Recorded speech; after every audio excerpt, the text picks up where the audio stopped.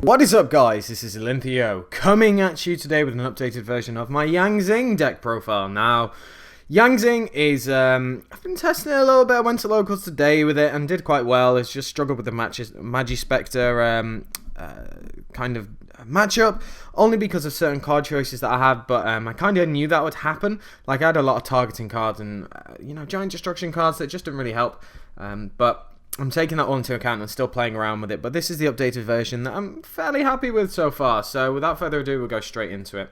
So to start it off, we have the 3 Giatu. This card's just insane. You want to see this as early as possible. Ideally, if you're going first, you want to see this, and hopefully it doesn't get effect veilered or anything like that. But this is one of your main combo pieces. He's just so good. A big 2000 defense and a level 2 tuner just really helps you be able to make some pretty nasty synchros. So yeah, he is a needed one at 3. Next up, we have Chaiwen at 3 as well. I did have it at 2 originally, but I've bumped it back up to 3 just because there's so many useful things you can do with it, and making Herald of Arc Light is just so good. So you kind of you need this with it, and there's a couple of other level 5s that I use, which I'll get to in a little bit, but 3 is really useful. I also today was siding. Well, I was maining Iron Wall because I wanted to see how it would go against different matchups just apart from Cosmo, and I didn't play any Cosmo, so I took it out. 3 Suwani. Guy's great. He's your big beater. He's, if you have a lot of back row, you want to draw into this guy because it means that you can keep some pressure on, and this is a pure version of Zing, so it means that you can just keep on the pressure, and yeah, it's just really good. The 500 buff is pretty dumb.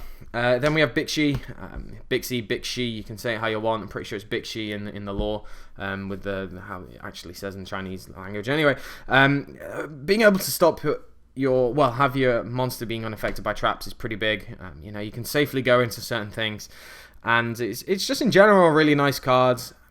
Maybe depending on the matchup, you could side out some, 1 or 2, depending on what you go against. But yeah, it's down to you. And the 2k defense is actually really nice. Next up, we have 2 Bian. This guy, along with Suwani, is a nice beater. With the Magispectres, him and Suwani can just beat over all of them, basically, apart from the tribute. But he's really good. He's one of your main combos with, going into Arc Light, because you use a Chaiwen and this, and it's just really nice. So Bian is really solid. At times, I feel like I miss having another one, but I'm still kind of playing around with the ratios for this format because it does change it quite a lot. And having a monster that can't be destroyed by battle really slows down your opponent, especially with like the Cosmo matchup. So just in general, yeah, 2 Bian is working well, but maybe I might consider bumping it up. Next up, to the level 7 Pendulum. The level 6 he is, but he's a scale 7. I'm having a tough time with this guy. Twice I drew him today, and this is one of the cards you don't want to draw. I might cut it down to 1 because it's useful for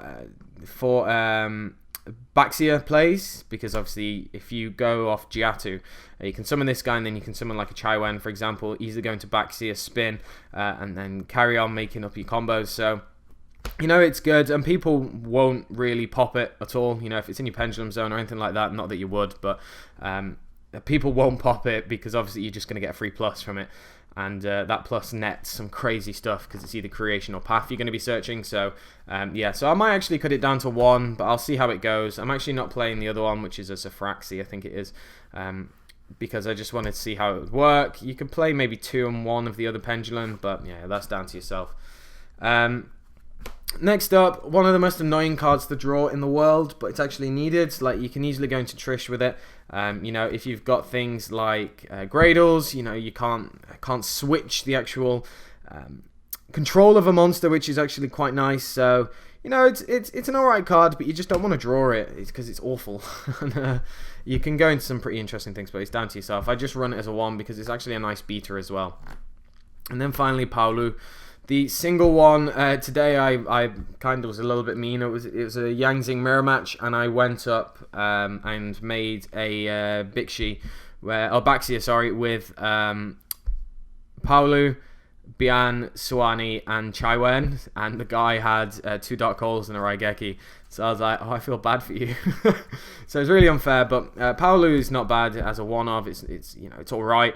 It's just adding some different names and such and different targets you can go into. So yeah, depends on what match you go up against. It's kind of good.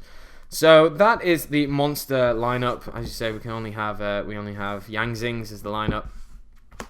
So going on to the spells, we have the 3 Yang Zing Path. So today I drew 2 of these with only 1 monster engraved because the guy played to make Suwani miss timing, and it kind of hurt. It, like, drawing these early game when you don't have a Giatu really hurts, and it's I just don't know what to think about it at 3.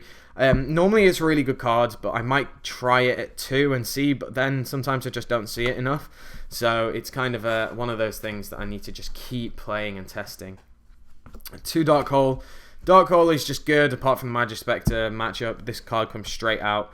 But it just helps because you can plus off your own Dark Hole if you have, like, you know, Yang Zings on your side of the field, obviously. So the 2 Dark Holes are really nice because you can hit some certain nice matchups. 2 Mystical Space Typhoon. The third is sided, just before anyone says anything.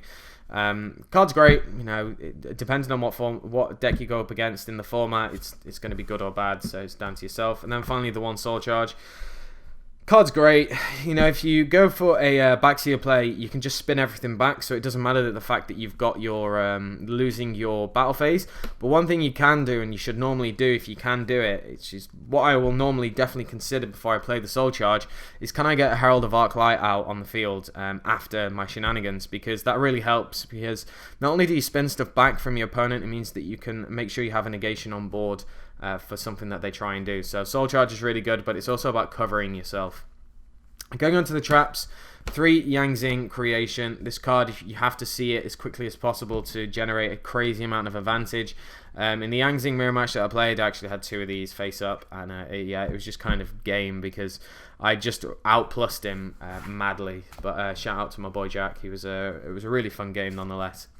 3 Breakthrough Skill. Now, I don't know what to think about Breakthrough Skill in this format. It sucks against Magic Spectres, a full stop, because, you know, you need to kind of get it on board and such, but being in the grave is not too terrible, but as I said, it sucks. It's useful against other matchups, so it's kind of one of those. I might cut it down to 2, and then put in some maybe more Magic Spectre hate that can be used for generic stuff, so like, you know, your Grand Horns and all that stuff.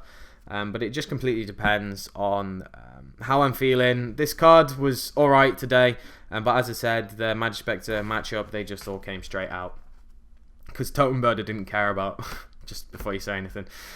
2 Mistake, this is a new one that I popped in. It just helps with the Magic Spectre matchup. Helps against certain Cosmo things, and, you know, certain decks that can search. You know, Kaijus, they can't use their field spell and such, but it's down to yourself how you want to run Mistake. It's one of those cards that can be considered good or bad. We don't really search at all in this deck, so yeah, 2 Mistake is quite a nice card to run. 2 Lose 1 Turn. Oh my days, this card is so good in this deck. A lot of people forget that you can't control the special summon monster, but it's meant to be used in a stun way as early as possible, and then you can generate advantage on top of it while your opponent is struggling, because you just use a monster with Bixi, and then you can you know, make sure that it doesn't get switched to defense and its effects negated, so you can really plus on that, and that's kind of the way you need to use this card. If you just blanket try and use it, it's not going to go well for you. 2 Call the Haunted. Now, this is something that I'm trying out. The scenario that I was hoping for didn't come up, but it will come up. But basically, it was people blind MSTing or destroying back row in some way, shape or form, chaining the Call the Haunted to bring back the monster, and then because Call the Haunted's been destroyed, it destroys the monster, and then the Yang Zing gets the effect. So Call the Haunted is an interesting one. I do like it, but I don't know if I'm going to keep it in or not. It does need a lot more testing. I haven't been able to test as much as I wanted to with the deck, but we still got a few weeks before Leal, so I'm still deciding what to play. The 1 Torrential Tribute, you can just plus off your own effect. A couple of times I was in a bit of a struggle, only had 1 monster in my hand and loads of back row, and my opponent had an established board. I would summon my own monster TT, destroy their monsters, and then I kind of go off a little bit, normally with Suwani, just to add in a bit more damage. One skill drain. Card wrecks the format, wrecks Magispectors, really hurts Cosmos. So it's a really nice card to have. And the unfortunate thing was the 2 times, well, I played it 3 times, and 2 times I played it, it got MST'd. So that was quite annoying because I was going up against Magispectors and I had these 2 set, and he Pendulum summons, and I wanted to be like, activate call, Torrential Tribute, chain skill drain. But he had the MST, because I ended up not playing the TT because I had a feeling he would have an out. Played the skill drain, he had the out. So I was like, okay, at least I didn't go complete neg. And then finally, the other card is one Solemn Warning. The card is so important in this format, in my opinion. The fact that Pendulum summons are just running rampant, and we're getting to that point now. Solemn Warning is just so important, and I don't think I'd be taking it out unless I'm playing a turbo deck. Solemn Warning is always going to have a place if I have some form of a trap lineup. So going on to the X deck, we have 2 Abaxia. This card's amazing. Just be able to spin stuff back, loop, Herald of Arc. So dumb. The card is so dumb, and I love it. 2 Yazzie.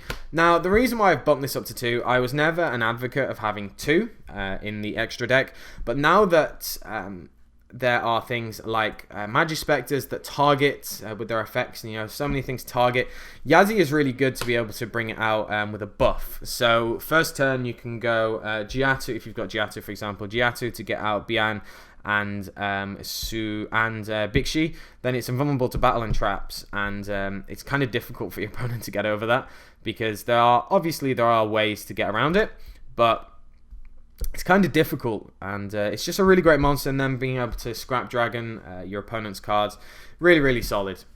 Next up, one of my favourite cards of all time, we have a Trullo, Dragon of the Ice Barrier. This card's dumb. I really do love it. Non-targeting removal is always nice. And summon it in your opponent's turn is also just as nice. So Trullo is a really solid card. Chao Feng, didn't use it at all today, but I only played, I didn't play that many matches. So it needs to stay in here because it's such a floodgate card that if you play it at the right time, it should be game. Your opponent should really struggle. With the Magispectors running around the Cosmos, you have a lot of attributes to work with, and there's no reason why you can't be summoning this card, in my opinion. So Chao Feng, just a really solid card. Especially if you get it out with back row, it's just so good.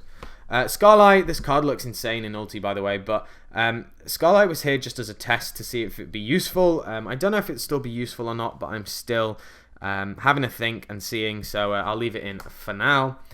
Beals, this is just against certain matchups, it's more rogue that this is incredible against. So, yeah, Beals is just a nice one to go into if you are unsure what's going on. One Black Rose is just good, clear the board. The Clear Wing, you can use this against Cosmos and things like that, and just in general rogue decks. Also in the mirrors, not too bad. Metaphors Horus, didn't use this, but I kind of wanted to. I want to try it out and see how it goes. We'll see from there. This bloody card, I love so much. So the Speedroid Chamanara is just such a good card. If you don't know what it does, it's basically a generic level 5, and it can make a second attack during each battle phase. At the start of the damage step, if this card battles, it gains 200 attack, and this is permanently. It has another effect, but it's not useful for this deck. So there's 2 ways that you summon this. The first way, which is normally the way that you will summon it, is with a Chai Wen and Suwani. So it comes out on 2-5. You attack, it goes up to 2-7. You attack again, it goes up to 2-9. This is permanent. The other way is with Bian and Giatu. This way that the monster is vulnerable to battle with can't die by battle. But the important thing is you can just, for example, if they've got a big monster, you can attack, goes up by 200, goes to 2-2. Maybe it takes some damage, doesn't die, attack again. So it's a really nice card to apply pressure. I very nearly gamed an opponent with this in the Suwani with a Magispector. Basically, I made this and he had 1 back row. So I attacked for 2-7, attacked for 2-9 because I made it with Suwani. And then he had 1-9 left, and I Call the Haunted the Suwani, but he had the MST, unfortunately. But he was so sweating, it was so funny. Just in general, that first Magispector matchup was just absolutely hilarious and such good fun. So yeah, this card is absolutely incredible. I would never take this out, and it's just brilliant. And another one is Armades. Armades, again, it's just so brutal. I played it against a Chainburn that I went against first round that I won. and in game 2 this was just really useful. So it just in general, certain matchups you want to go against, like Cosmos, it's nice if you buff it up or something. It's completely down to yourself how you want to play it. So yeah, and then finally we have the 2 Herald of Arc. This card is just so good. Being able to back up a play, or if you can't kill them, back up a play with this, it's just so brutal because the card is just amazing. Not many things actually send from deck or hand, you know, and to the graveyard anymore, but it's the fact that you can just summon it, bring it out, and you normally summon it with a Baxia, and then you can just keep looping it. You know, you can destroy your Yang Zing, bring this back, Yang Zing effect, you know, all this stuff, and it's just so good, and it really does apply pressure. One player had to waste an Ignista just to get rid of it because I had that and a Baxia, so it really does put your opponent under pressure, and for something that you can easily make, it doesn't actually make you neg at all, really, in all seriousness, because the way that you regenerate the advantage to summon it, the opponent has to really neg to get rid of it in most cases, so that's why I'm using that. But that is it, guys. I want to know what you think of the deck profile, how it's going, any tweaks, twists, anything like that. This is a slightly longer deck profile, and I know a lot of people wanted to hear me do my updated Yang Zing. This was just out of interest. This was the side deck that I just quickly ran. There's an MST missing. I don't know where that's gone. Oh, there it is. So the side deck that I quickly put together was MST 2 Wavering Eyes. This was just to stop my opponent going scales, and then I could search out my Pendulum. The Imperial Iron Wall, I have 3. I was originally, as I said, maining 2, but I've changed that now. The Grand Horn of Heaven is just really good against the Magispector matchup. You know, you don't care that they actually draw, because you'll normally wait until they summon at least 2 or more, and it just really puts them behind because they need those monsters. The Anti-Spell Fragrances, all very important and needed, and then this is the trolliest one. So I'm going to talk about Massacre Restrict a sec, because people say that I don't talk about side deck cards. Massacre Restrict won me the first matchup that I played against Chainburn, because he sided into a Monarch burn, and he went first and just set a card. I went second, and admittedly I opened up this 2 MSTs, a Sawani and something else. And I just summoned Sawani, swang, he took it, and then set this in the 2 MSTs. And he played Monarch Stormforth, and I flipped this. And Massacre Restrict is good against that. So Monarchs coming up are going to be very good. This is going to be a great card to use. Magispectors all tribute themselves for their like spells and traps, so that's another useful one. But the one reason that I put this in the side deck is simply because of Kaiju Gradles. Kaiju Gradles is a deck. It's a very good deck, and I put up a deck profile of it not too long ago. Massacre Restrict really helps because Kaijus ruin this deck. And the reason why is because I can summon a buffed monster, no problem at all. They can't use their Gradles, fine, but they can just tribute my monster for Kaiju, and I can't do anything. And I go mad neg, so it's really difficult to play around. So you really need to be very careful with that matchup, because it will catch a lot of people off guard. That deck is a lot better than people give it credit, and you will see them popping up so often because it's such a cheap deck to run. So yeah, Massacre Restrict is a really solid card for me, and in 3 it's just good. And yeah, I don't really say too much about it. That's my opinion. I'm going to keep in the Massacre Restricts now probably forever, until the next formats, because it's just so good. There's only going to be more and more cards that tribute summon, so that is why I'm running it. But that is it, guys. As I said, let me know down in the comment section below what you think of the updated deck. This is going on to nearly 19 minutes now, so I'll end it here. So thank you very much for watching. Make sure to give me a like, comment, subscribe. As I said, let me know down in the comment section below what you think. Any twists or tweaks would be greatly appreciated, and I shall catch you guys later.